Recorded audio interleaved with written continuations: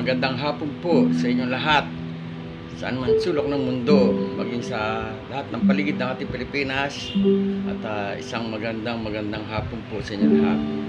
Ngayon po ay tatalakay po tayo dahil sa isang paksa na kung saan ay sobra-sobra lang ginagawang panlalait ng babaeng balahura na vlogger na kung tawagin natin na half-baked o di kaya ay Amerikanang hilaw.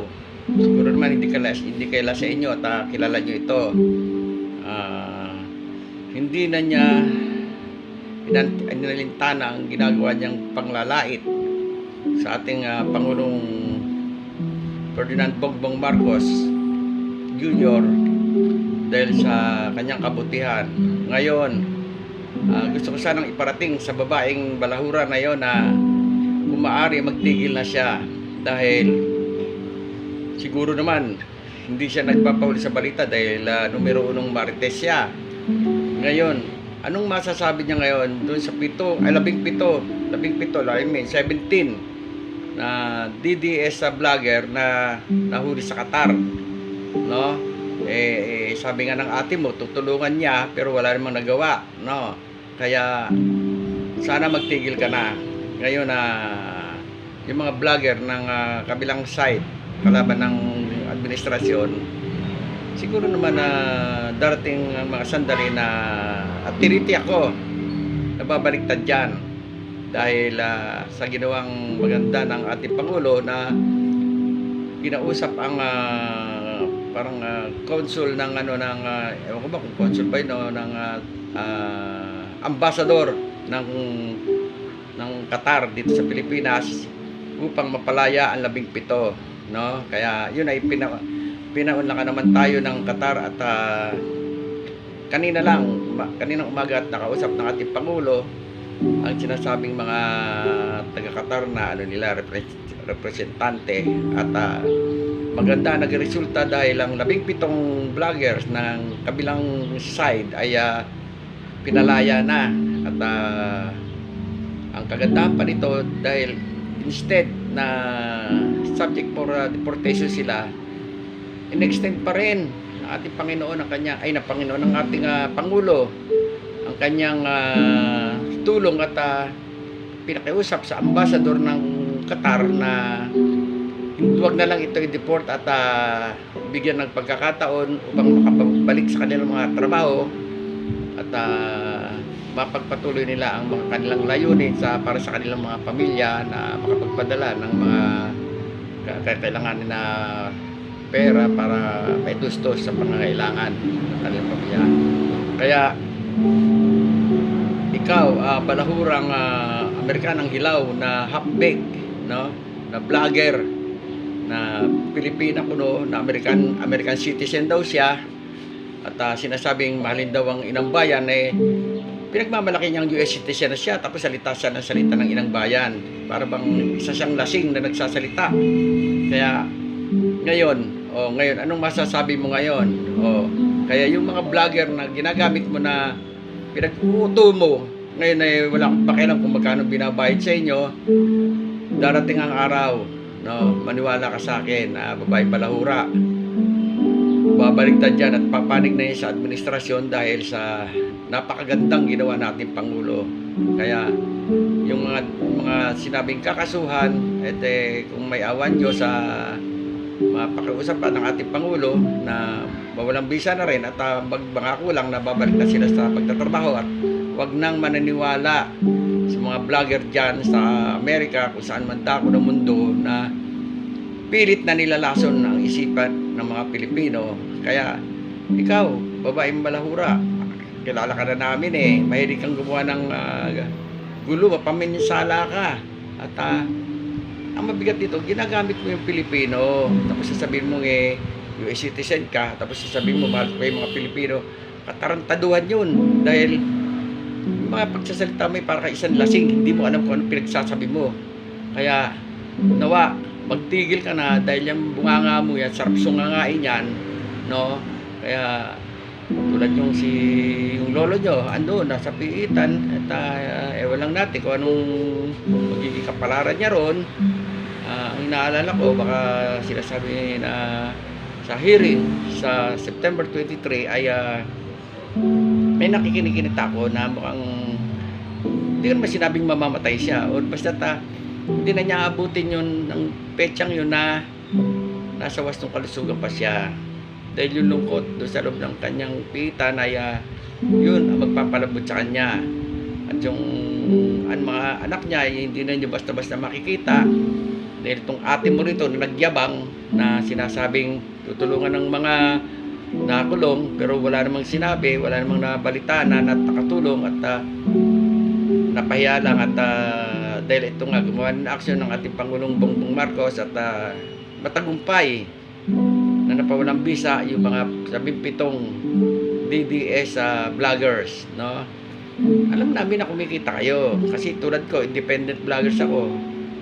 Wala akong kita rito. Kumbaga sa gusto kong makatulong sa bayan na maihalathala ang mga magagandang nangyayari rito sa Pilipinas, no? At magising sila na yung mga sinasabi ng mga vloggers na sa kabilang side walang katotohanan at pakiusap ko lang sa mga vloggers diyan ng DDS, huwag na natin isipin yung pera, no? Kasi oras na magkagulo rito sa Pilipinas na tingin ko naman hindi mangyayari yun dahil wala dahil kitang-kita naman na maayos ang gobyerno tapos sinasabihan pa ni babaeng balahura na bangag pati si First Lady kung ano-ano nang pinagsasabi niya na hindi naman siya papatulan kasi nang una alam nating mga na butangera yan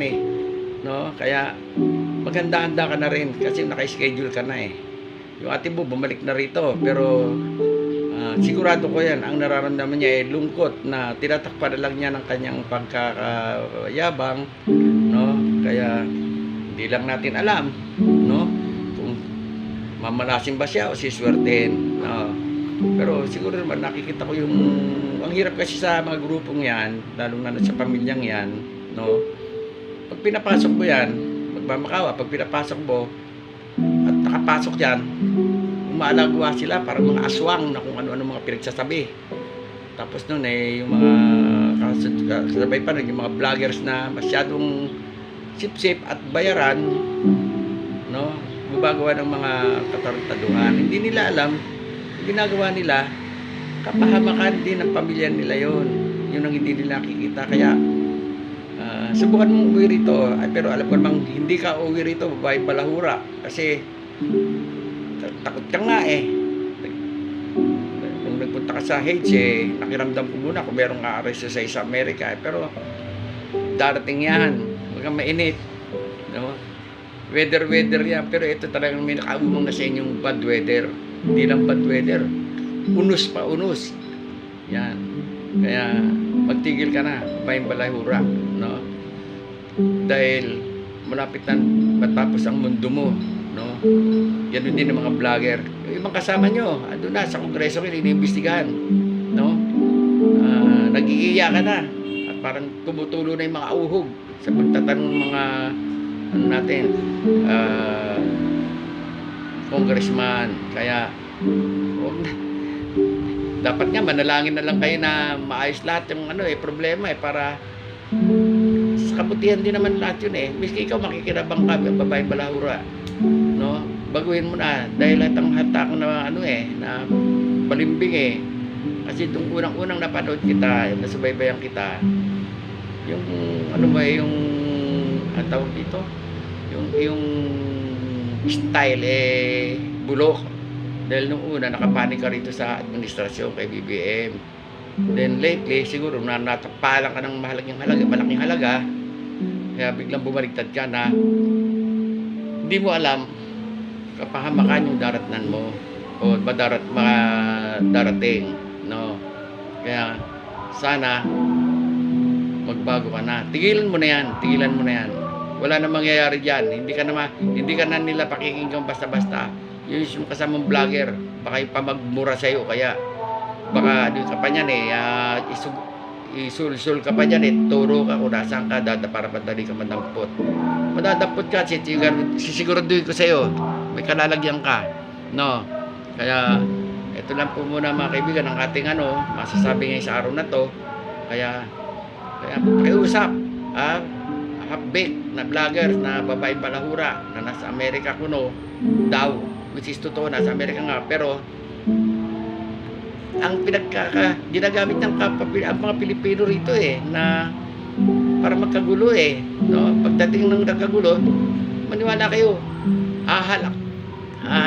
hahalakak yan at sasabihin mga bobo pala talaga mga Pilipino. Yun ang sasabihin nun sigurado yan kaya walang mangyayari sa kanya, hindi na magtatagal yan. Tsaka maganda ang takbo ng gobyerno natin ngayon, maganda at matibay, hindi kaya pabagsakin ang administrasyon. At yung ate mo medyo siguro ngayon meron po sa tatlong Tagalog, meron sa dibdib ngayon, meron, no? Dinadaan na lang niya sa tinatakpan niya ng palakas loob kunwari na kung ano-ano ginagawa niya para lang hindi mahalata na tatakot sa dinervous. Pero sigurado yun, nag-uusap-usap yung magkakapatid na yan kung ano ba ang kanilang susunod na hakbang. Huwag na kayo mangarap, madidisgrasya lang kayo at walang mangyayari. Kaya sige po, yun lang po muna ang ating mapapakay ngayong araw na ito. At muli, tulong-tulong din tayong manalangin na sana ang lahat maging maayos, lahat sa atin ay ligtas sa kapamakan at sa karamdaman. Huwag po tayo pabayaan ng ating Panginoon Diyos. Palagi po tayo manalangin, magpasalamat po tayo at tayo ay hindi niya papabayaan. Siya ay palagi nasa ating tabi o kundi kayo nasa loob ng ating puso. Kaya pagka tamang ginagawa natin, nagagalak ang ating Panginoon. Kaya sige po, diyan po muna kayo at medyo muna tayo ng konti, papahinga tayo ng konti dahil medyo puyat tayo, no? Kaya maraming salamat po, maraming pero teka nga pala muna bago tayo maghalimutan,